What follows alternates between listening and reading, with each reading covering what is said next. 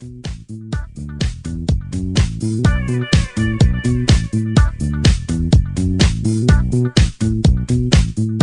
tarde, estamos aqui no almoço de apoio ao nosso candidato José Bernardo. Qual é a sua opinião sobre a sua candidatura?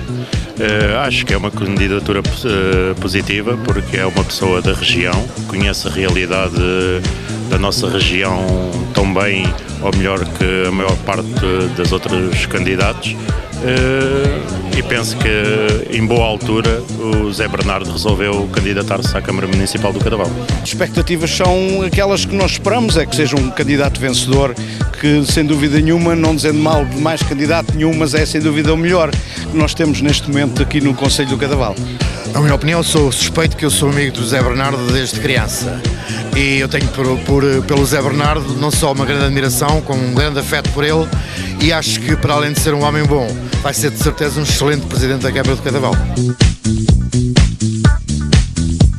Eu fui um dos que falei com ele a pedir para que ele se candidatasse, porque nós precisamos de pessoas dinâmicas, pessoas que sejam do povo, como é o Zé Bernardo.